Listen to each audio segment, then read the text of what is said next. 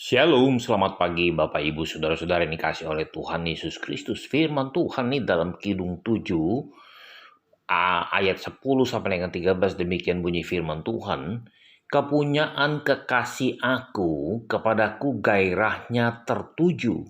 Mari kekasihku kita pergi ke padang, bermalam di antara bunga-bunga pacar.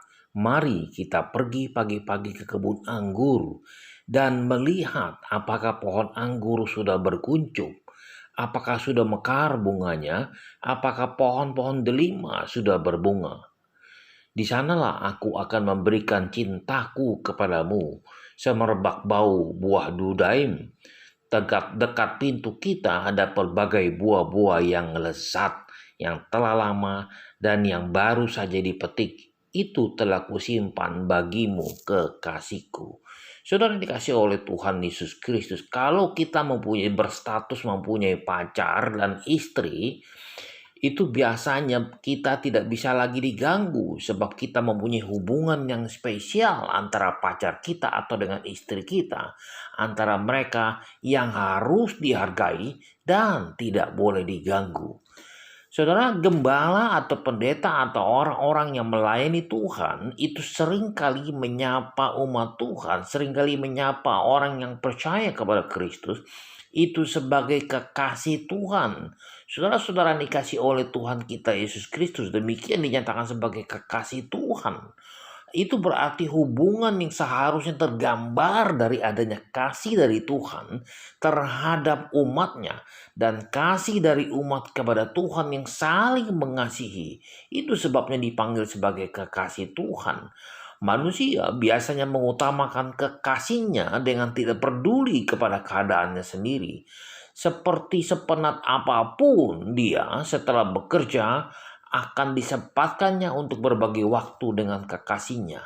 Bahkan ada yang mengatakan melewati rumahnya saja, melihat genteng rumahnya saja, walaupun tidak ketemu dengan pacarnya, adalah satu kebanggaan tersendiri, ada satu kesenangan tersendiri di dalam hatinya.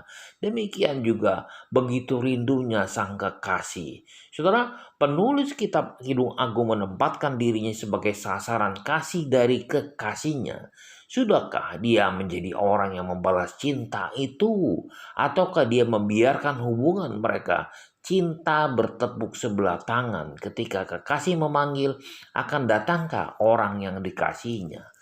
Saudara, ingin saya katakan bahwa kasih dari Tuhan kepada umatnya ada di dalam setiap tarikan nafas dan setiap detakan nadi, dalam udara bersih, dalam keringat yang tidak sia-sia, dan dalam darah yang menetes. Adakah kita juga bergairah untuk bertemu sang kekasih kita?